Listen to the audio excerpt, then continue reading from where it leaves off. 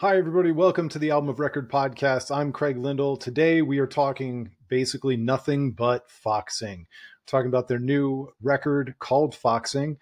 You might remember a couple weeks ago, we talked about a couple of singles. Now we're talking about the full record and kind of where this band is right now. As always, Andrew's here. How's it going, Andrew? Little bittersweet. I'm sad that I don't have any new metal poetry to read tonight.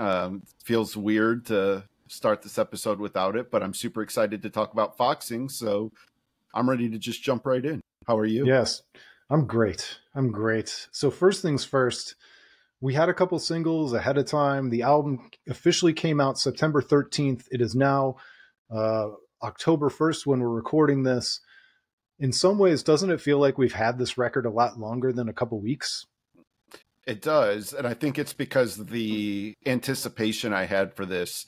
I was telling Craig just before we pressed record, the first single off this album, it was called a song called Greyhound.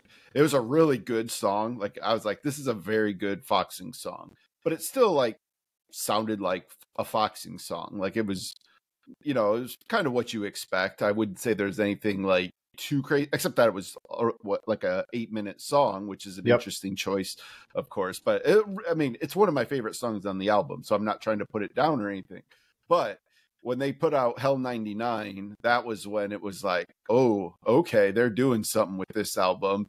And so that got me excited. And then our friend who doesn't know he exists, but we talk about him all the time, Ian Cohen, he had tweeted something he's like, I'm just laughing at everybody reacting to Hell 99. It's not even the heaviest song on the album. And then it was like, oh my God, what is this album about to be? So my anticipation was at not even 11, it was at 15 for this album. And so it does feel like I've been wrestling with this album for so long because I was thinking about what this album could mean even before it even came out.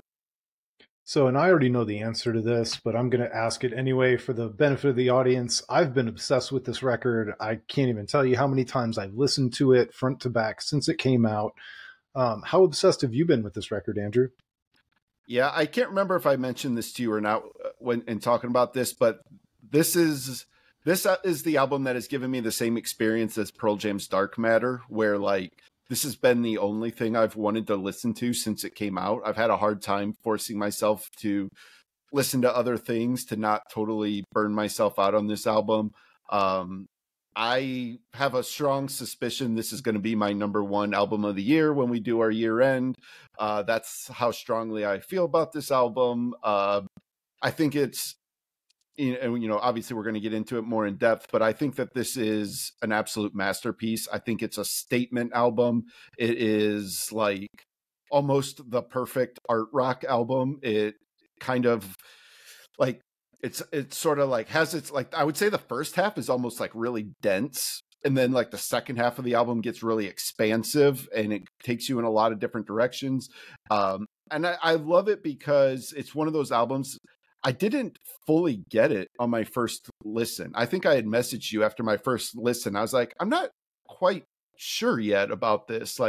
Because that second half of the album is so expansive, I didn't fully have my mind sort of wrapped around it. And so for anybody listening who's not familiar with Foxing, or if they are and haven't listened to this yet, we're obviously going to encourage you to listen to it, but I would also encourage you to listen to it more than one time. You have to sort of understand what this album is doing, what they're saying with this album, what the grand mission statement of this album is. But yeah, I have been beyond obsessed with this album. And I've barely even gotten into the lyrics yet. For the most part, I'm so obsessed with the sonics, the textures, the stops and starts, and the I don't mean to be reductive, but the bleeps and bloops and all the different production notes. They did such a great job giving you something where you hear a little bit more every time you listen to the record, that it's been fun to kind of watch it or listen to it unfold with each time I listen to it.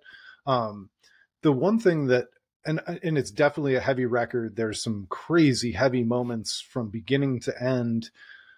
That said, I'm not so sure that Ian is right that it's not even the heaviest song on the record. I think Hell 99 is unequivocally the heaviest song on the record.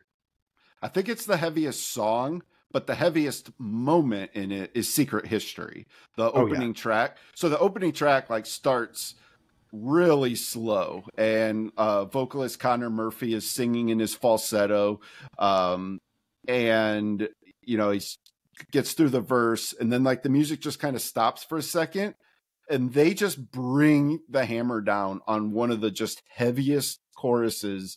Just he unleashes a screaming passionate mission statement for this entire album in that chorus, and you just realize like, oh my gosh. And then it like just stops and goes right back to the slow part, and you get the falsetto again, and then they hit you again with that. And I think I mentioned this to you as well, that I honestly think that the chorus to Secret History sounds better. It's better produced, better mixed than any hardcore screamo album I've heard this year. The chorus to Secret History just sounds unbelievable. It doesn't break up your speakers at all. You can listen to it really loud, and it still like holds together really well. It's not like breaking apart like sometimes sometimes in hardcore that you'll have that if you kind of listen to it too loud, it starts to really like break apart, and this is just perfectly mixed.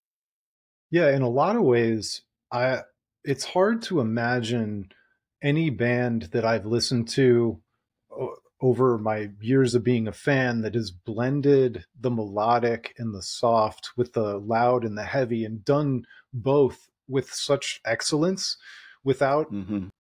without it coming off like gimmickry. Like there's no gimmicks on this record. Even when they drop out completely and blast you in the face, it feels like exactly what they should be doing. It's a very strange thing though, because I did go and see them last week or whatever, however long ago that was, and they played a bunch of these new songs. They opened with Secret History, they played Spit, then they kind of went back in time and they played Grand Paradise. And but this sounds like a continuation of the band that made Grand Paradise. But then later on, they of course they always have to play the Medic, and they closed the night with Rory, which are from their like more indie rock days. And if you really think about the continuum of this band from the beginning of their career to where they are now, they're not a totally different band, but they're a totally different band. Yeah, I think it's interesting to like sort of talk about like that continuation effect. Like, I think we probably touched on this when we talked about them previously, but I'm sure people haven't listened to every episode that we've done, so maybe we should talk a little bit about Foxing's history a little bit. But this is a band that, like Craig said, started as just a straightforward emo band, really. Like, the Albatross is it's an iconic emo album, and there were definitely, you could hear the dynamics in that album, like, but they aren't as like varied, or they're just not as like stark as they got later. And then their second album, oh my gosh, Dealer. help me out here, Dealer, was like the most like depressing emo album definitely of that year, and like Yeah, so the Albatross came out in 2013, Dealer came out in 2015. Yeah. And so at that point it felt like they were really marking their ground as this like really great indie emo band. But then Nearer My God comes out, and it was just this total like what is this even? Like it's sort of if I would compare it to any other band, I would maybe say like TV on the Radio, kind of. It has sort of that vibe where they're sort of like mad scientists, I think you said earlier, the bleeps and bloops really got added. That's where Eric Hudson, the guitarist, really came up with some really intricate soundscapes on that album. And I think that was what made them really stand out as like, okay, this is a band with a lot of potential. And after that album, then they do Draw Down the Moon, and this is like a total left field album for them, which I think Foxing fans generally like it, but I think a lot of the sort of indie fans sort of didn't react well to it. It's almost, in some ways it's almost like a pop album. Like I don't know if that's really fair to say that, but because like there are even like super heavy moments, like he does Connor Murphy screams on it in a couple spots. Like I mean, so like don't get me wrong, like there are heavy moments on it, but it's almost like a indie dream pop sort of album at times. Like it was just a total like left field turn for them, wouldn't you say? Yeah, and I think one of the things we talked about is when it was reviewed by Pitchfork, they gave it a 6. And that's not Yeah. a horrible review from Pitchfork. You know, that's usually like, oh, there's some good, it maybe misses the mark for Pitchfork in terms of being this artistic, iconic record. I think Foxing fans would rate it an 8 or a 9. And I think maybe some of the people who looked down upon it before and didn't know quite where Foxing was going, now that they've heard the new Foxing record, I think they might go back and look differently at Draw Down the Moon as a Yeah. necessary step on this path to get where they were going. And that's the fun thing about diving in and becoming a super fan of a band. Because, you know, I didn't jump on until Nearer My God. And then all of a sudden I went back and I listened to the Albatross and Dealer. And I'm like, I love emo. I love these records. It's hard to believe that this is the same band. I was super excited for Draw Down the Moon. And I still love that record, but I think I might love it even more now knowing what it was in service of and where it was leading them. Yeah, and I think in a moment of truth, the band would say, and again, I'm projecting here, of course, but that's what we do. We always do. I really think that they would almost say that, you know, the self-titled album that just came out couldn't happen without Draw Down the Moon. And a lot of the things they talk about thematically on the new album almost seems like a response to the reaction to Draw Down the Moon. So this new album is self-titled, and it's self-titled very intentionally. This was not we just can't really think of an album title. This was self-titled because they self-produced it, self-recorded it, put it out themselves, paid for it themselves, and it is a mission statement of what the band is. And it talks a lot about their place in this indie music world today, this world where, you know, these guys in Foxing, they have day jobs. Like when they're not touring, they have jobs that they do. And, you know, they did a Reddit ask Me Anything over the weekend. And I don't remember, I think it was the bass player who had answered a question. He talked about something about like one of his most memorable moments in the band. He just had this memory. They were somewhere overseas. I don't remember what country. And he remembered like swimming in the water there and just thinking like how surreal it was. And he talked about how when he's working his day job, he like sort of daydreams about being in the water in whatever country it was. And like this like dichotomy of these two lives that they live almost, because in today's world, to be a band the size of Foxing, like you're not making your living off of doing this. Unfortunately, I wish they could. I desperately wish this band could make more money doing this, but this album talks a lot about that. And even like, so we've already talked about Hell 99 a little bit. Like that song it's kind of cool because Eric Hudson, the guitarist, does the like opening, like really heavy screaming part.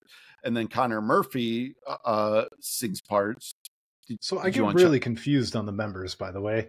Like I thought John Helwig was the guitarist and the keyboard player, and I get very confused who does what. Yeah, Eric Hudson is the guitarist, keyboardist, programmer. He's the one who recorded and produced the album.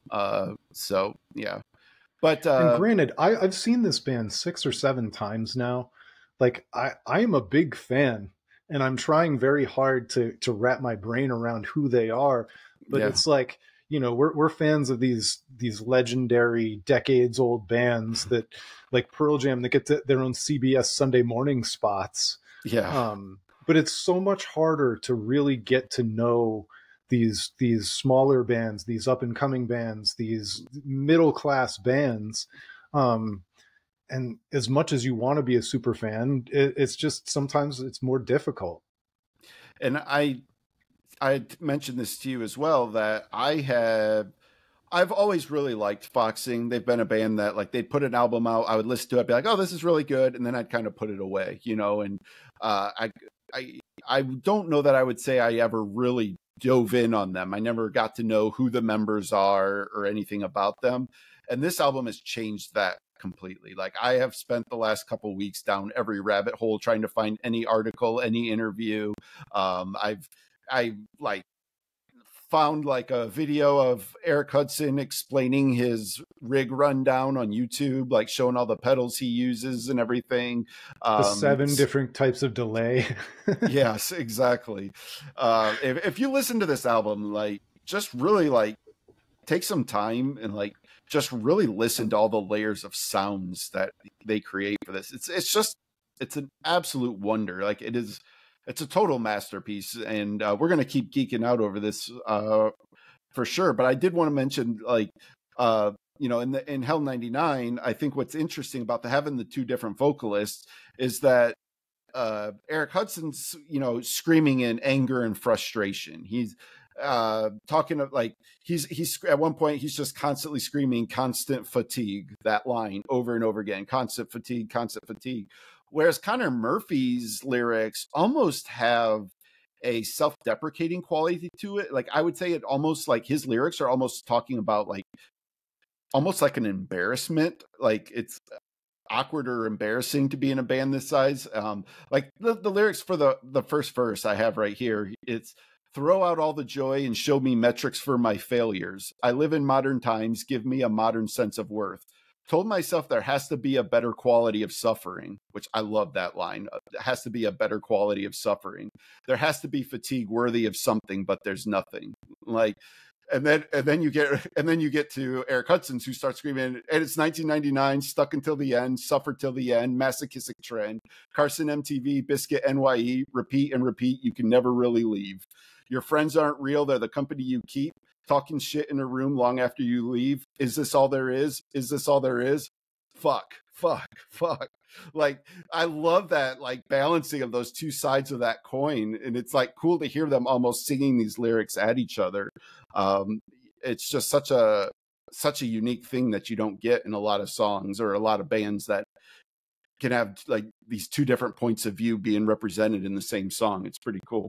Yeah, and just to think of that idea is one thing, but then to pull it off musically and lyrically is just a level of artistry that you don't see all that often. One of the questions that I've had, because I talked about this too, one of the times that I saw Foxing is the dual headlining show that they did with the Hotelier. And I talked about how for the Hotelier, it was like, yeah, we don't really do this anymore. We're out here celebrating. It's all kind of weird. Enjoy these songs that are, you know, from our past, even though we're not really an ongoing concern as a band. And then Foxing was like full of gratitude for the record that gave them their start as they continue on and try and make it. And so the reason I tell that story again is I wonder how many of these songs existed at all when they were on that tour versus how many of these songs were written not necessarily as a pure reaction to that, but yeah, I guess I do mean as a pure reaction to that experience and being on that tour and celebrating something that's 10 years old and still trying to forge that new path forward in music and style that essentially doesn't mirror that at all. Yeah, in the I don't know in the timing of where this fell, but in the rig rundown video I saw with Eric Hudson, he actually mentioned it was after, I know Draw Down the Moon was already out because he talked about some of the stuff they used for performing those songs live. But he had mentioned that they were, like, he was really excited because they were working on a heavier sound for their next album. And he talked about, like, some stuff that he wasn't using yet. So, like, this stuff was already sort of like swirling in their heads. And I think, like you said, like, that experience of having that gratitude, of which ironically enough there's a song on the album called Gratitude. Yeah.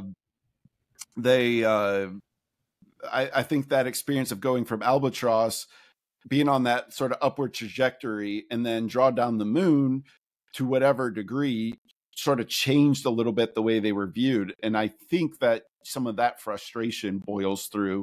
And whether it was intentional or not, like you just feel like that experience of going through all of that had to have been sort of part of the stuff going on under the surface that led to this album.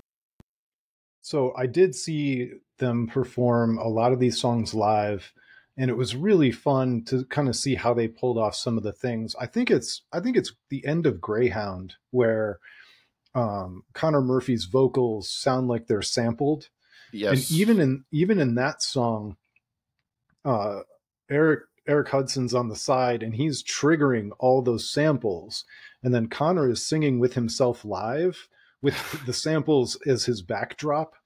Yeah. And just thinking, it's one thing to do that in the studio, and it'd be very easy to kind of get lazy and decide, well, we don't need to do it exactly like that, or try and do it with a weird delay on the primary vocal. But in some ways, I think you and I have always appreciated bands who performed live and it didn't sound like the record.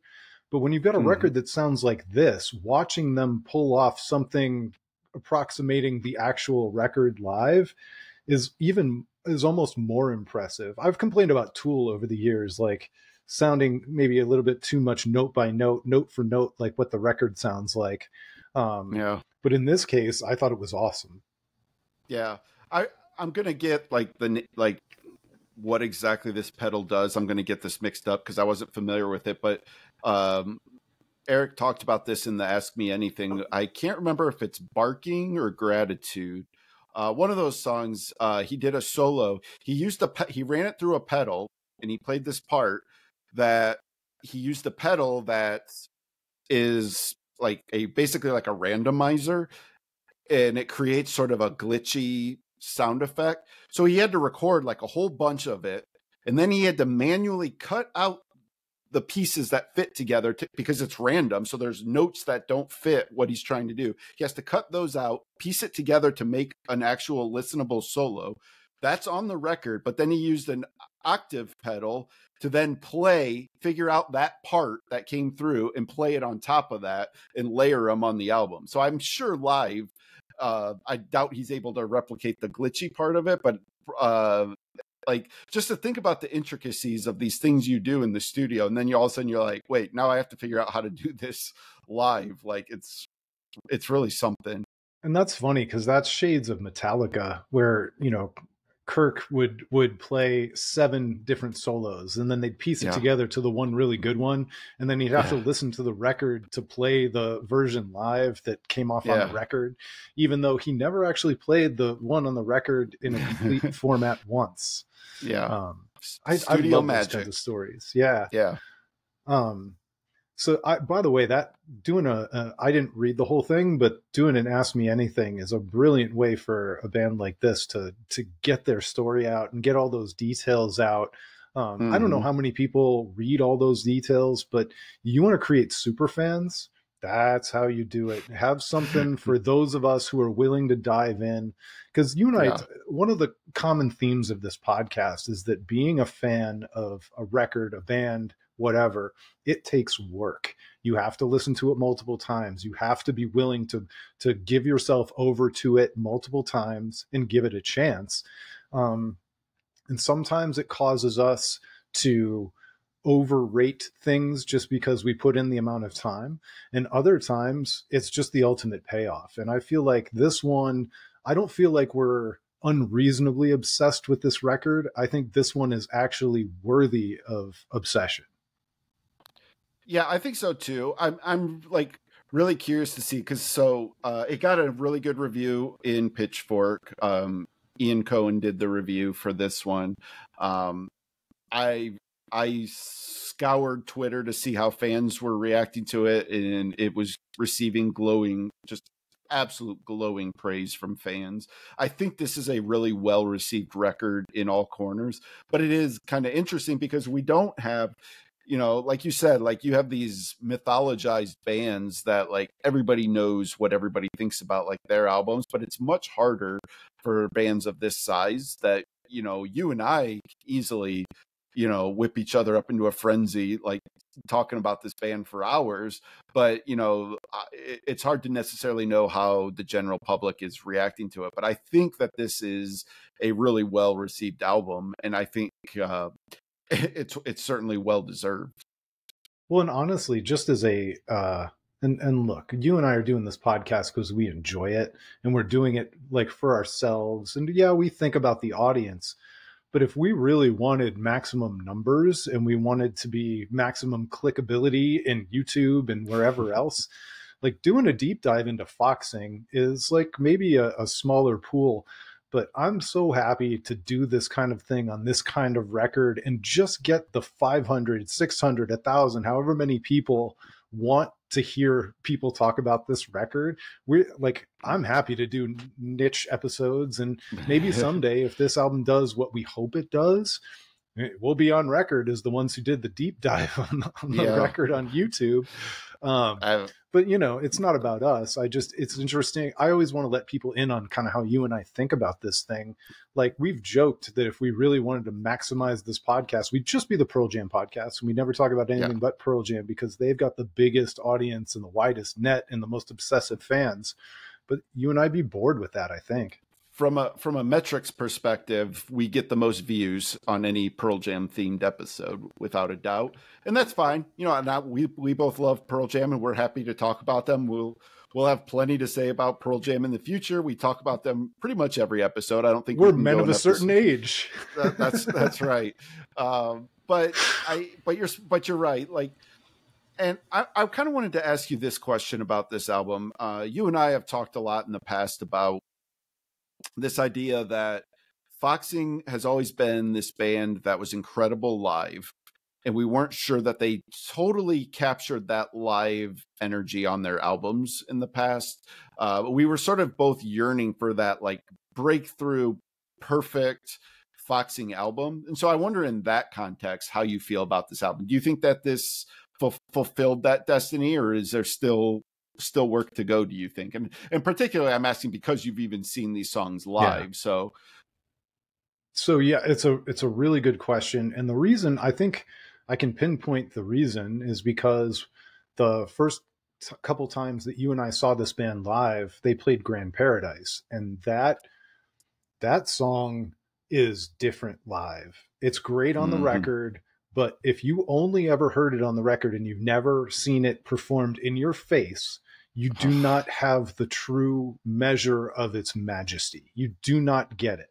And I think that goes for a lot of bands. Even, last week when I took my friend to see Manchester Orchestra before the Pearl Jam shows, he'd been doing his homework on Manchester Orchestra casually, and he'd been checking out their top Spotify songs and everything else. And he was like, after the show, he was like, I don't know what I just saw. It feels like this is a different band than the one that I've been checking out on Spotify, on my computer while I work. And like, yeah, for sure. I think that goes for a lot of bands. But that gap between record and live is bigger and smaller depending on the act. And I think it was much bigger for Foxing. I do think that this record captures that live essence as well or better than they ever have in their entire career. Like, after seeing Secret History, Hell 99, Spit, especially Spit live, those songs are great on the record. They're great live, but I didn't feel like there was as much of a gap between the recorded version of this record and the live version. And that's not a shot at the live version. That's a recognition of just how well they did in producing this one to sound like the version of the band they want to be live. Yeah. There's no, one of the my absolute favorite moments in live music. I've seen Foxing twice, and both times when they play that intro to Grand Paradise, the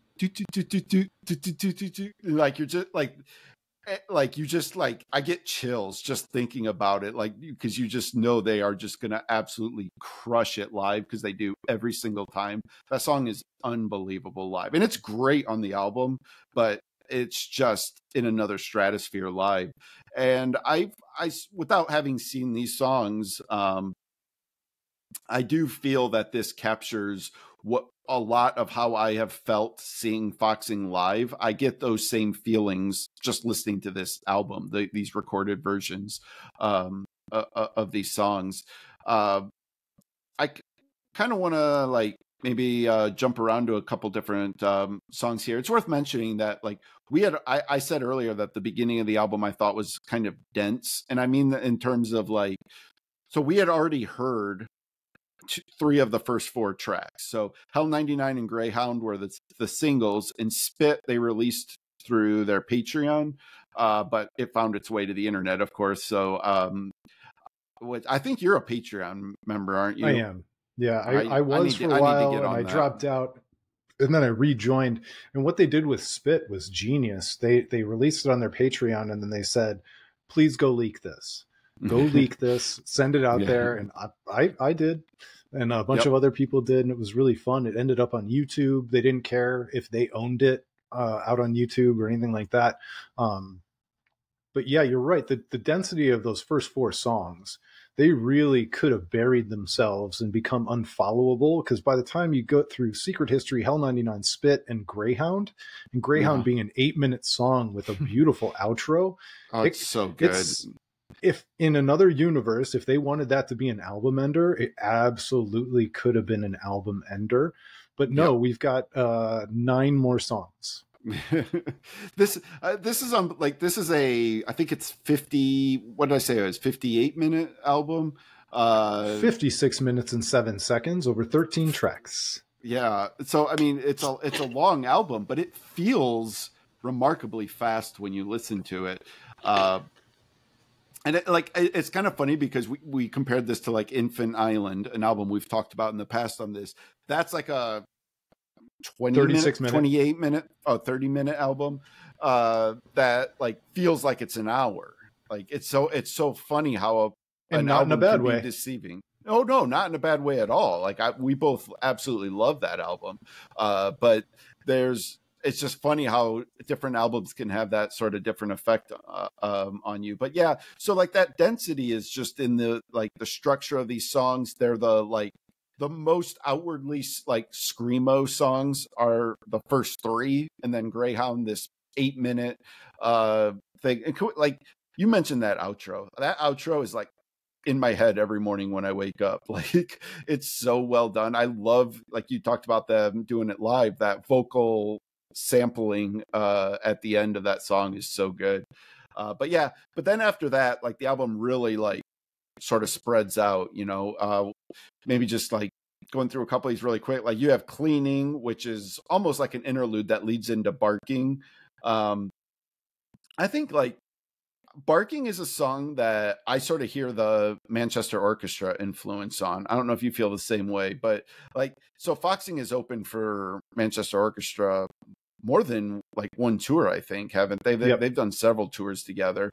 And when I hear Barking, like I just instantly hear Manchester Orchestra influence in that. Yeah. So they opened up for them on the Mean Everything to Nothing 10-year anniversary tour, and then also on Million Masks of God tour. And I was lucky enough to see both Ohio shows, the Columbus and the Cleveland show, in 3 nights on that tour. But you're right. And to be perfectly frank with you, I have not finished digesting the second half of this record. I love it. Yeah. I've listened to it, but I can't go track by track by track with you and know exactly what I'm talking about yet in terms of like this track name and this song. I just know that I love it and I will get there, but it's only been 2 weeks. So I'm giving myself a little bit of grace. I haven't gotten there yet. We've also talked about this being an effect of the streaming era too. Like it's harder to really like learn, like you may not like hear a song name and immediately like connect it to the song itself, but like as you're listening to the album, you know what song is coming next. You just may not know the title of it. They have there's a couple songs, Kentucky McDonald's, Looks Like Nothing. These are, and Gratitude even after that. These are like 3 songs that all start slow and build and build and build and build. I mean, these are just really just incredible craftsmanship on those songs. So if you had to pick some highlights from the second half of the record, I mean, obviously Gratitude's a big one for me. Absolutely. So Dead Internet's another big one. But if you had to pick some highlights, where would you go in the second half of the record? yeah, definitely Gratitude. And Gratitude's a really cool song too, lyrically. It's Connor Murphy talking about this idea of like wanting to not like, you know, like sometimes people fantasize like, oh, if I could start my life over, but like his is like not like in terms of like becoming a child again. It's more of like entering into a fugue state and like restarting your life mentally, like just getting a reset of your life mentally at this point in your life where you're at. And it's really cool to like hear him sort of grappling with those thoughts and like through it actually achieving gratitude for what he has in this band and where they're at. And he talked about this in the Ask Me Anything too, like that his idea was like, he's like, it's fun to think about. He's like, it's a fun exercise, but I wouldn't trade my experience being in this band for anything. So I think we should just quote Ian Cohen in the Pitchfork review. He said, Gratitude is the one Obamacare throwback performed with a white-knuckled intensity equal to the parts of Foxing that might credibly be compared to Deaf Heaven, Knocked Loose, and in the case of Dead Internet, a Soundgarden MP3 played through a dial-up modem. That's a really great way to describe Dead Internet, actually, which is another one of my absolute favorite songs on this. Like those, like Gratitude and Dead Internet are my two favorite songs probably on this, on the back half of the album. I would also like, I don't know if we want to, I'm going to hold off yet on talking about the ending of this album because I've got some things to say about that. But even like a song like Kentucky McDonald's, which is not like my favorite song on the album, but it's another one that I appreciate, like that build, like they pay off what they're doing at the beginning of the song in such a cool way. And the same with like Looks Like Nothing starts out really slow and then it ends up with like a screaming part at the end. Like it's like that transition of getting there, whereas like Secret History is sort of, you know, intentionally doing the quiet loud dynamic. Looks Like Nothing is more of just your steady build. Like once they get past the quiet part, it's not going to go back to being quiet. Like it's in your face then. Yeah, and in a weird way, Looks Like Nothing is 5 minutes and 26 seconds, and Secret History is 4 minutes and 1 second. But in a lot of ways, Secret History almost feels longer, almost like it's lamenting itself in the beginning and paying it off longer in the end. It's just weird how different songs with different times can feel different when you're listening to them. Yeah, for sure. I think it's talking about it like we talked about Cleaning, this, which to me is more of an intro to Barking than anything else. Yeah. But that was a song that somebody in the Ask Me Anything had requested at their next show. And they said they probably weren't going to play it. So I was kind of curious, like, does this mean they will never play it? Or does it mean, but you know, the only song that, I don't remember which member it was, but one of them said the only song that they're pretty sure they'll never play is Dead Cat because they don't view it. They said that they view as a palate cleanser, which it is. You know, it's just a way to get to Dead Internet. But they haven't played, at least not that I've seen. I don't believe they've played Cleaning yet. And I think they've played just about everything else. Well, I don't know if they've played Dead Internet either. Did they play Dead Internet? Did they play at the Cleveland show? Yeah. It was such a blur. I was living in the moment, and one of the things that I found interesting is I don't think that set list made it to setlist.fm. It did not. Which is really kind of disappointing to me. But then again, I never post set lists, so who am I to complain? Yeah. But I think we talked about that a little bit too, though, that it is kind of like that's when you realize just how niche this band really is. That, like, I mean, I've seen a lot of like smaller bands that have every show up on Setlist FM, and that the Cleveland one wasn't the only one. There was another one. Either it wasn't on at all, or else like it took them a couple days before it showed up, which kind of is disappointing. I think I don't know if you want to talk about this or not, but I think you had made a comment about like for fans like us, we are probably overrating this band to a certain extent. Yeah, and I hate to say it like that because for us right now, you said that this might end up being the best record of the year for you. And for me, I don't know if it's going to be the best record, but it's definitely going to be in the top 5. And I've listened to dozens and dozens of records this year, and I've loved at least 10 records this year. I consider the competition pretty stiff, and there are no losers. If you're in my top 10, it means I absolutely love your record. Yeah. But to your point, like you and I over index in certain ways where our top 5, and we're not trying to be the coolest guys in the room. We're not trying to be too cool for the room, but there might be 3 or 4 in our top 5 that the casual person going down the street will never have heard of. And that, I don't think that speaks as much to Foxing or where they are as a band as much as it does to the market for music these days, and the fact that we don't have a unifying force like rock radio, which in some ways is freeing because it enables a band to build their own fan base, even if it's 10,000 or 20,000 strong instead of millions strong. But it also worldwide distribution through digital means discovery is easy, but it also means discovery is really hard because there's so many things out there. You're competing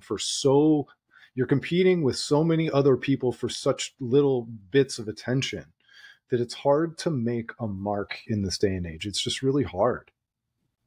Yeah, and I think too, like, you so many times you don't realize how personal all of our experiences in this life are, like how unique they are to us individually. And you can like see somebody else's like list of like their top 5 favorite albums. You're like, oh man, what a cool list. Like, I don't know any of those bands, or like, oh man, they must have really eclectic taste. Like I have such boring taste. Like my favorite band is Foxing and everybody loves Foxing. But like, it's funny, like since this album has come out, I've talked to so many different friends and been like, hey, have you heard the new Foxing album? And it's like, who? Like what? And like, and you like realize like, oh, okay. Like, I think that we have a mission statement ourselves here. Like we can be apostles for this band and spread the word and get people listening to Foxing because they deserve to be like, this is an incredible band. And this isn't just, I mean, I've said it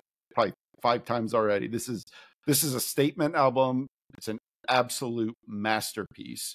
So let's talk about a band of. I'm going to just finish that thought real quick. A band of this size has no business making an album themselves that sounds this great. It's just an unbelievable accomplishment. Part of their issue too is they're a band without a distinct genre.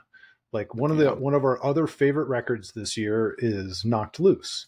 Yeah. And Knocked Loose has seen huge gains in their audience size, their venue size, their success rate, all these things from this record, and they deserve every bit of it.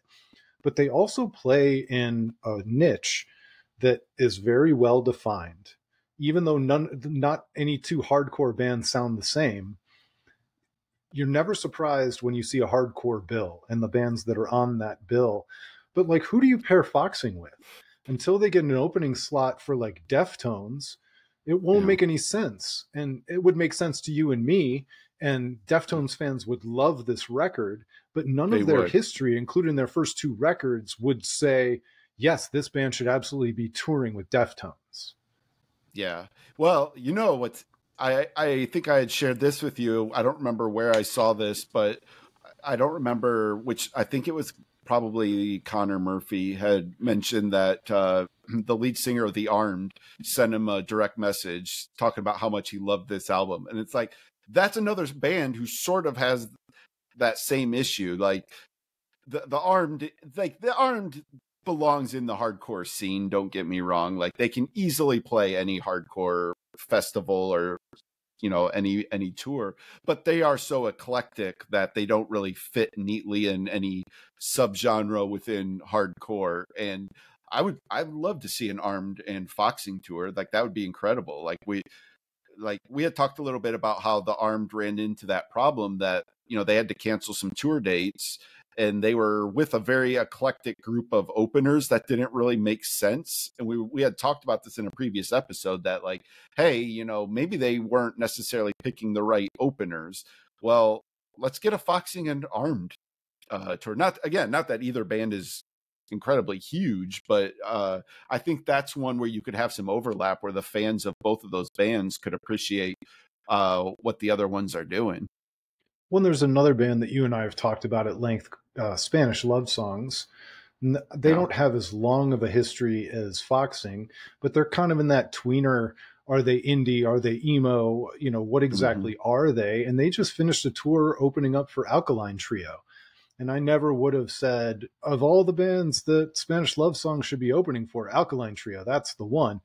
But, like, good for them. Alkaline Trio has a well-worn career. They've got more fans than Spanish Love Songs. It's a great tour for them to be on and kind of introduce themselves to the world. And hopefully they glom on to 20-30% of that fan base. As much as I want to see the Armed and Foxing together, it'd be way better for Foxing if they got on with somebody who is loosely in the genre that they are today with this record. And sure, hell, man, you put Foxing opening for Knocked Loose. You're going to tell me Knocked Loose fans aren't going to enjoy this new Foxing record? I think they would. I think so too. That would be pretty interesting. Or another example, I'm sorry to interrupt, but another example is earlier this year, I went and saw Coheed, and because Deaf Heaven was opening up. I love Coheed, don't get me wrong, but what put me over the edge to going to that Coheed show is the fact that Deaf Heaven was opening, and they sound nothing like Coheed. And I don't know how many Coheed fans jumped on the Deaf Heaven bandwagon after that, but I hope it was 20, 30, 40%. You know who's would be an interesting headliner to bring Foxing on is by the way, I love this fantasy booking. It's so much fun. But it's another hardcore band that is not afraid to like go with openers who are slightly outside of their genre, and that's Turnstile. And Turnstile could absolutely turn some fans on to Foxing as well. I think you just nailed it. Yeah, let's get that Turnstile Foxing tour. Like that would be incredible. That'd be absolutely incredible. And watching a bunch of Turnstile fans do some head walking and crowd surfing and whatever to Hell 99, I'm here for it. Absolutely, that they would be into that. I have no doubt. Real quick, but I'm an elderly gentleman. I'll be standing in the back. That's right. That's where when you're 45 years old, that's where you belong at a hardcore show. But yeah, I'm kind of curious too. I was going to ask you earlier, and I kind of forgot to mention this, that I was curious at the Cleveland show whether you noticed Eric Hudson's having vocal issues yet. So he's mentioned he noticed like he started having trouble with his voice, so he went and saw a doctor, and they put a scope down his throat and looked at his vocal cords, and like turns out there's like a polyp or a cyst or something on one of his vocal cords, or a nodule, whatever. So he mentioned like he's still doing it, like he's still screaming, but he's talked a little bit about how hard it is and how he feels like he's not representing the same type of scream that he did on the album. I'm curious if you noticed that at all. It definitely sounded different, but I thought he pulled it off. If anything, because I'm kind of compassionate as somebody who used to sing in a band and somebody way back who used to scream in a band, I almost back it off a little bit, buddy. You can do it. It's fine. I won't judge you. Yeah. You know. Yeah. But the most successful screamers out there, they've got all this crazy vocal control. Their diaphragm is under control. They're usually kind of aiming for a note in the white noise, if that makes any sense. Yeah, absolutely. And they find a way to control the chaos so that they can continue to do those other things. That was the really hard thing for me, especially because I was a very good screamer at the end of high school. But yeah, by the time I cleaned up my act and I quit smoking and it's like that, all that stuff goes away. It's actually much easier to do that when you've roached your voice with cigarettes and things like of that nature. Yeah. At least it was for me. But it's such a delicate balance, and I don't know how some of these bands do it, especially like Deaf Heaven Knocked Loose. And Eric's getting a crash course into what it's like Yeah. to be in Deaf Heaven, I think. Yeah. Well, speaking of vocal control, we really haven't talked about the quality of Connor Murphy's vocals on this album. And you want to talk I'm going about to interrupt vocal you because control? I wanted to bring that up when we were talking about the live thing, because that gap between who they are on record and who they are live, until you see him do those crazy falsettos into the screams and straight back into the falsettos, that also raises your level Yes. of how impressed you are. Yeah, I don't know if when they record, if he does those parts separately, but like you always just kind of assume that that's studio magic. But you're right, when you see him actually do it live, and it's flawless.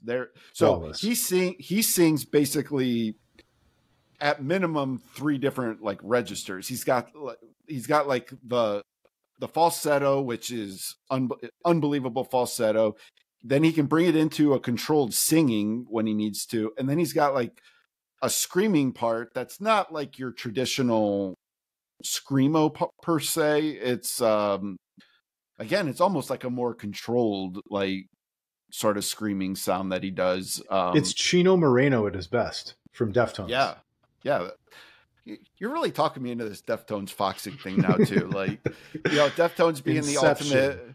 the ultimate art metal band, and foxing being the ultimate art rock band. Maybe we get those going together. But no, Connor Murphy's vocals on this album are again just unbelievable. That you can have all these different textures and feelings and emotions and sounds all coming from one singer. Like, it's almost not even fair. It's like having, like I said, 3 different vocalists in one, basically. Yeah. Well, and it's, man, it's just so hard because you want to give credit to everybody. I mean, so I was wrong. John Helwig is the drummer, and he is just unbelievably solid back there. Every now and again, the band drops out completely, and he just blasts and brings them back in.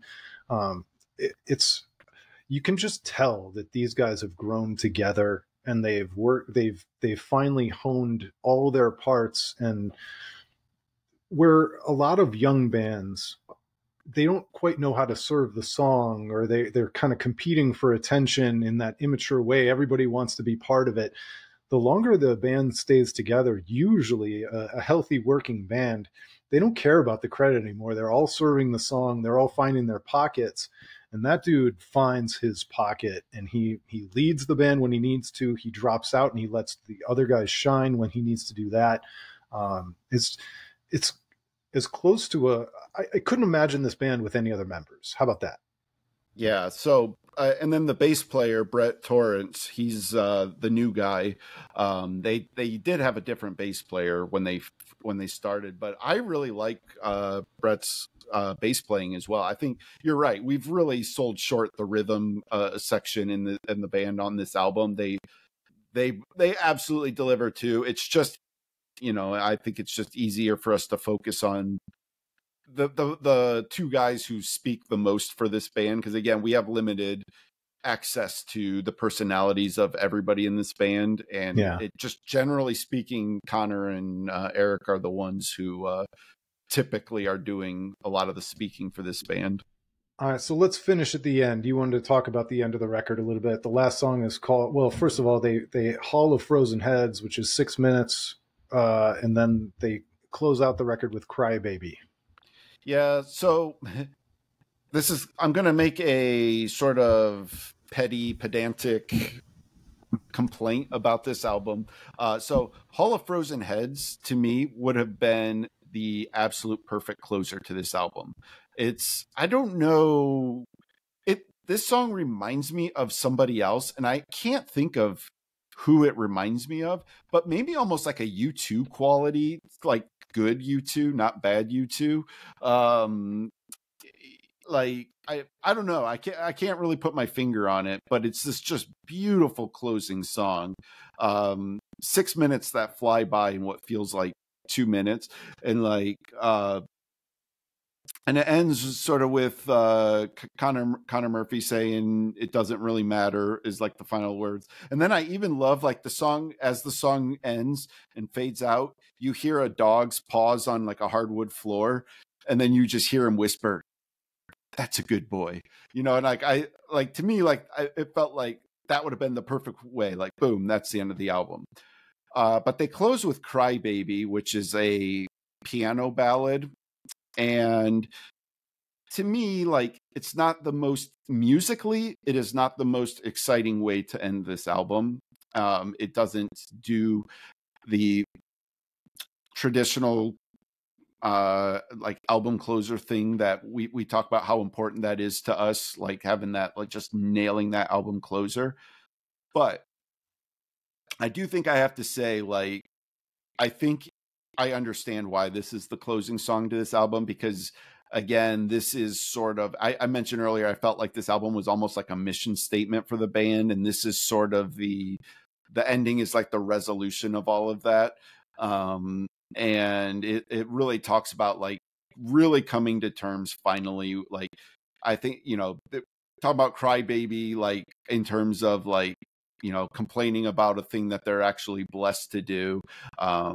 There's a really good line in there too. He talks about, I'm going to mess up how he says it, but something like, it's been really fun, but I would change everything if I could. Like, you know, sort of talking about like, again, this idea of, you know, just understanding who they are as a band. And so from that perspective, it all makes sense. This album is self-titled. We talked about this, like it's called Foxing because it's the most personal album they could ever make.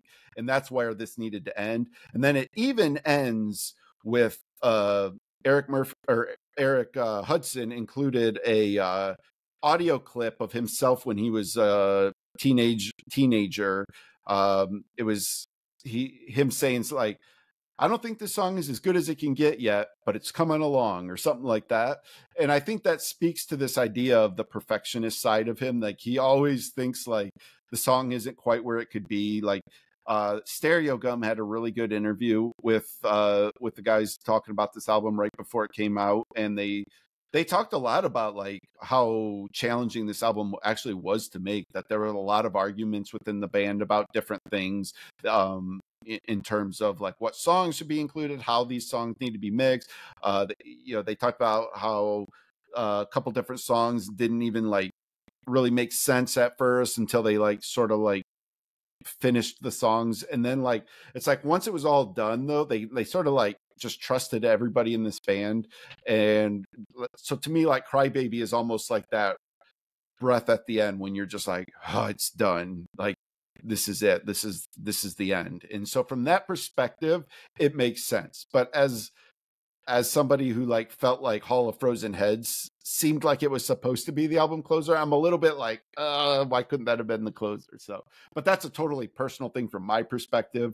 Like I said, from the band's perspective, I totally understand why this had to be the closer. Well, we did it, Andrew.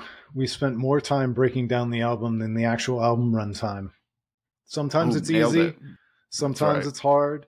This album being almost an hour long was a degree of difficulty that was a little bit harder, but we did it, and I'm proud of us, buddy. Absolutely. I'm really stoked. And honestly, like there's a couple things I'm sure that, you know, I wanted to talk about that we've probably forgot, and I'll kick myself for it later. But I think we did it. I'll just close by again just really encouraging anybody listening to this, if you like rock music, like give this album a fair shot. Like listen to it all the way through, take a break, go back, listen to it again all the way through.